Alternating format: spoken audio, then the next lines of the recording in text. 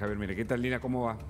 Buenas noches, ¿cómo Bienvenida. estás? Bueno, ¿qué opinas de esto, de estas agitaciones? Lo vi ayer que prendían fuego la figura del presidente, pero no es la primera vez que hacen algo así. El 8 de marzo, algunas feministas hicieron una suerte de performance en la calle, donde una de ellas se disfrazaba del presidente Milei y las demás la atacaban, la tiraban al piso y hacían como que la golpeaban y mostraban a la persona disfrazada de Milei sufriendo y en agonía. Yo en ese momento me pregunté qué sentirían ellas si un hombre, ¿no?, se disfrazara de Cristina Kirchner y otros hombres la tiraran al piso y la empezaran a acosar. Por eso digo que el feminismo tiene una doble vara y justamente lo nombro porque es un movimiento netamente de izquierda, del 2% que desde el Congreso llama a tomar las calles, como hizo Miriam Bregman durante las sesiones. La verdad, también me escuché que mencionaban que desde la marcha de hoy se habló más que nada del gobierno, de los problemas económicos, echándole la culpa al gobierno actual de todo. No era la intención, parece, recordar un día oscuro, triste para todos los argentinos.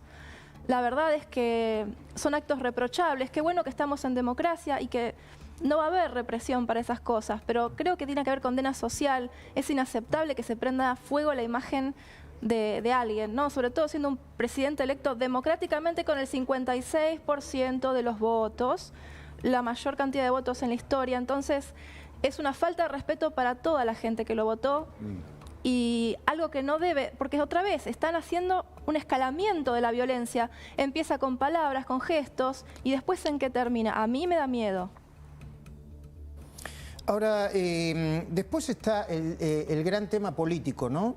Las últimas decisiones que está tomando el gobierno y estos meses que son claves.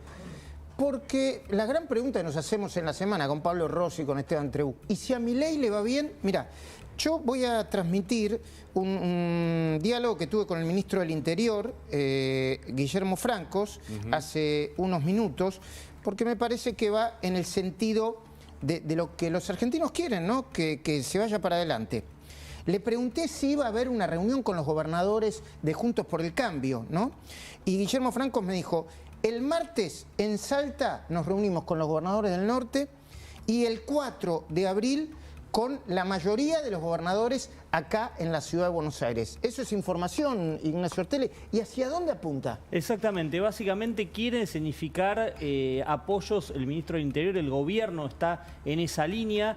Entiendo que también, Luis, todavía no está confirmado, por supuesto, pero hay un intento por reunir, como vos bien decías, a otros gobernadores, a los que ya están más cercanos a lo que quiere el gobierno, los que dieron un apoyo para que los diputados fueran a la Casa Rosada para marcar la ley bases y el capítulo fiscal. La idea del gobierno es separar a los intransigentes, los que no quieren sentarse ni siquiera a negociar, los que anteponen, entienden en la Casa Rosada intereses personales y políticos y dejarlos aislados y obviamente juntarse con los más cercanos. Me parece que esa es la estrategia. Puede haber novedades más allá que esto que vos decís con lo del Norte Grande. Está confirmado. Podría mañana sobre la hora haber novedades, teniendo en cuenta que varios gobernadores están aquí en la Ciudad de Buenos Aires y con otros se podría hacer de forma virtual. Están tejiendo primero, me parece, acuerdos como para juntarse, sacarse una foto y obviamente mostrarlo como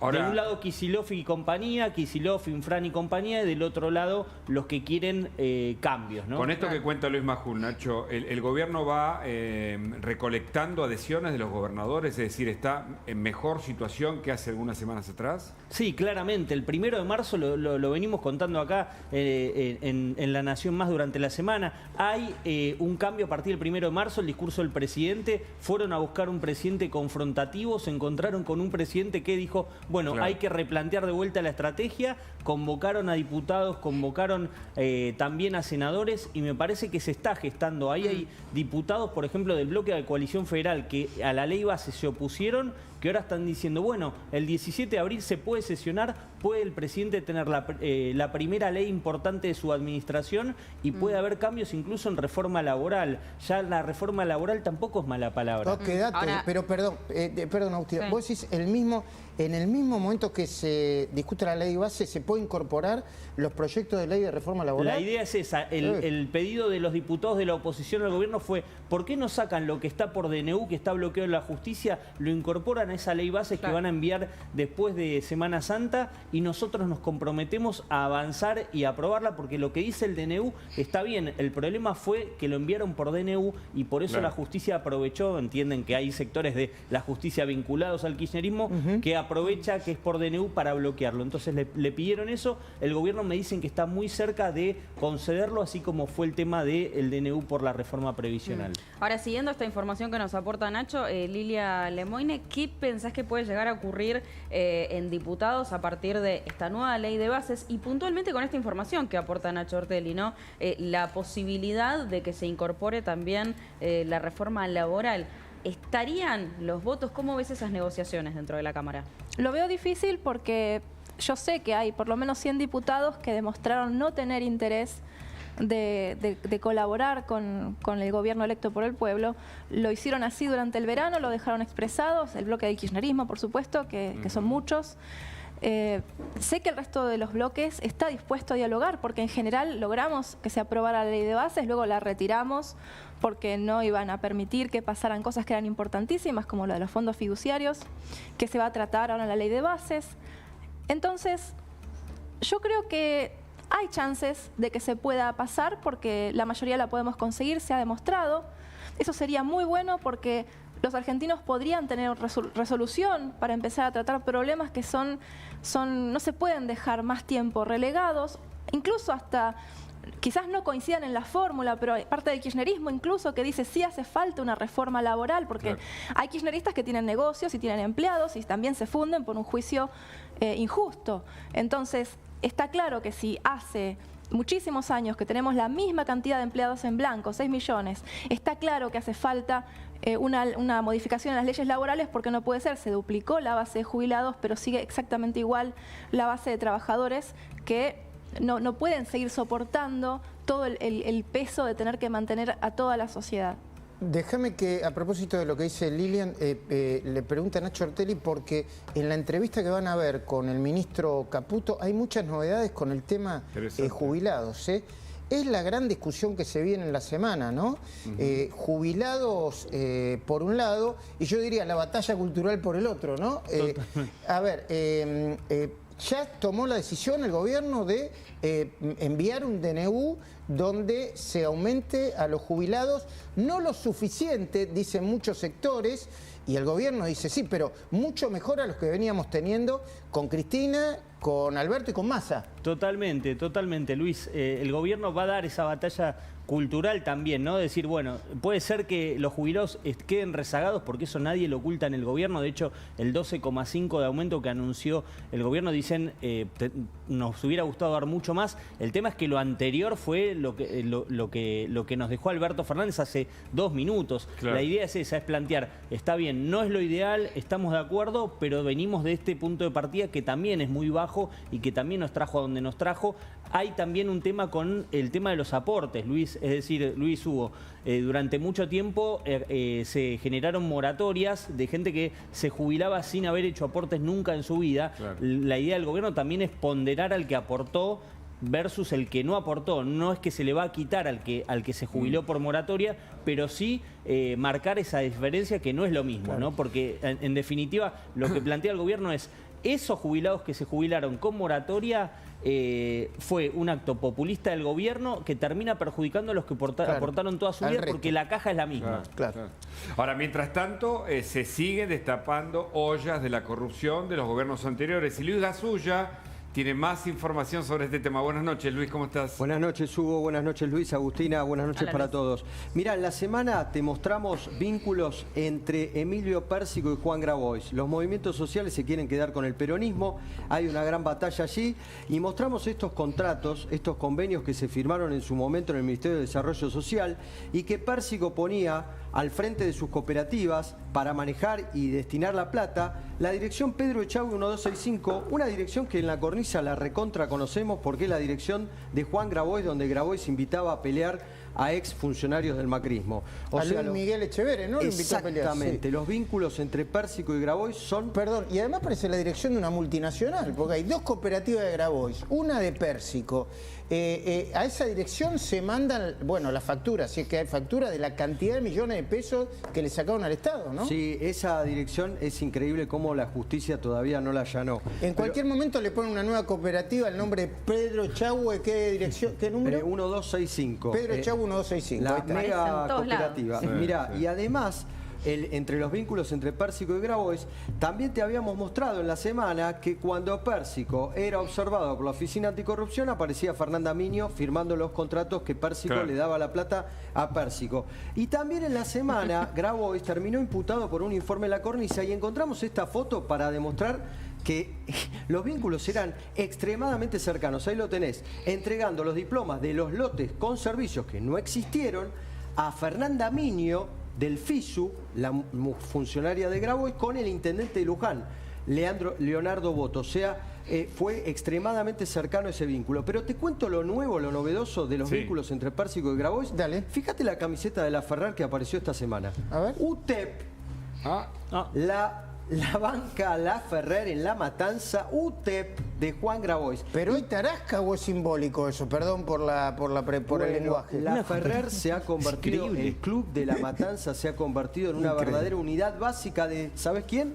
De Grabois y de Pérsico. Mirá, en enero de este año, UTEP, asamblea en el club La Ferrer de cara al paro del Uno de los 24. lugares más inseguros del conurbano bonaerense. ¿Quién La fue Ferrer. candidata en La Matanza? Patricia Cubría, Bueno, la pareja de Emilio Pérsico. Exactamente. Bueno, Grabois y Pérsico tienen serios problemas judiciales, están aliándose para zafar de la justicia y para quedarse con parte del peronismo, Luis. ¿Y qué nos vas a presentar en la cornisa dentro de un rato, querido Luis Gasulla? El negocio de los guardapolvos. ¿Qué es eso? ¿Qué haces? ¿Tenés un guardapolvo ahí? Sí, tengo un guardapolvo. Eso sí que me sorprendió. ¿Pero qué dice ahí? A ver, pero... No, saber. esto es una marca, pero es el negocio de los guardapolvos. ¿Y sabe quién aparece en este negocio? ¿Quién? Otra vez, no me digas. Pedro Además Echagüe. de Tolosa Paz, Juan Grabois. Pero dice que no tiene nada que ver él. Bueno. La gente del UTEP de Juan Grabois aparece aquí en este gran negocio de los guardapolvos, que es un escándalo. ¿Una nueva usina de facturas truchas? Bueno, buena pregunta. Y Silvina Martínez también viene con un anticipo, con datos para ahora mismo y con un anticipo del informe que vamos a presentar dentro de minutos en la cornisa. Silvina, buenas noches. ¿Qué tal? Buenas noches. Mira, siguiendo con el Ministerio de Desarrollo Social, el informe de Luis Gasulla, te voy a contar algunos números ahora. Sigue avanzando la auditoría del gobierno de Milei en todos los ministerios y siguen destapando ollas. Mirá la cantidad de empleados que tenía el ex Ministerio de Desarrollo Social, 5.878. A diciembre del 2022, la planta permanente era 1.138. Un año después, acordate que estaba congelado, no podía entrar nadie, no podía salir nadie, 1.495, el 31,37% de aumento en la planta permanente. ¿Y cuáles son las principales irregularidades que detectó la SIGEN en los informes de auditoría? Mirá, la Secretaría de Inclusión Social, el Plan Nacional de Seguridad Alimentaria y Comedores Escolares, carencia de un mapa de riesgo nutricional. Y esto se repite en todos lados. Morosidad en la presentación de las rendiciones de cuentas, en este caso la tarjeta alimentar. Daban la plata, pero nunca se rendía. A ver, perdón, carencia de un mapa de riesgo nutricional, o sea... Le daban cualquier cosa a los chicos sin saber qué era lo que necesitaban comer. Ok. Y no había rendición de cuentas en la tarjeta alimentar. Hemos visto casos que con la tarjeta alimentar compraban cualquier cosa, ropa, por ejemplo. Secretaría de Economía Social, la de nuestro amigo Pérsico, también morosidad en la presentación de las rendiciones de cuentas, este es un fijo en todos lados, y falta de información relativa a proyectos productivos comunitarios.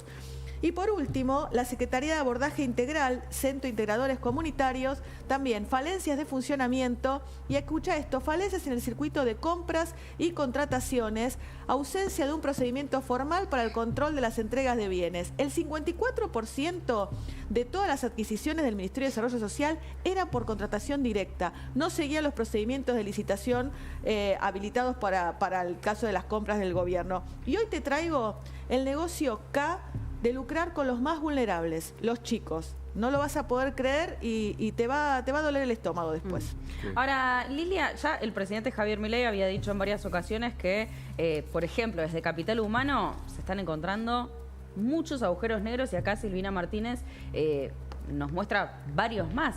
¿Qué análisis haces? Digo, ¿ustedes están encontrando muchos agujeros negros en el Estado, por ejemplo, en diputados, donde estás vos?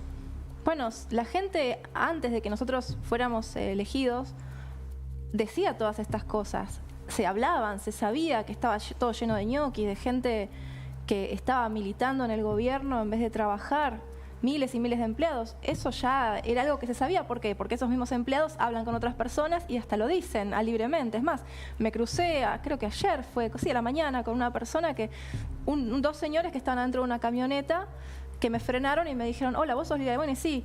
Y bueno, ¿qué va a pasar con los que trabajamos y no sé qué? No, señor, mire, ¿en qué trabaja usted? No, en un organismo del Estado. ¿En cuál? No me quiso decir en cuál. ¿Te los encontraste en una repartición en particular o en la calle? Yo estaba caminando por la calle, me para la gente. La mayoría me para saludarme, pero a veces me para gente que no nos votó. Y estos eran dos, en caso de dos personas. Y el que estaba dentro de la camioneta era más grosero, directamente me decía cosas desde adentro.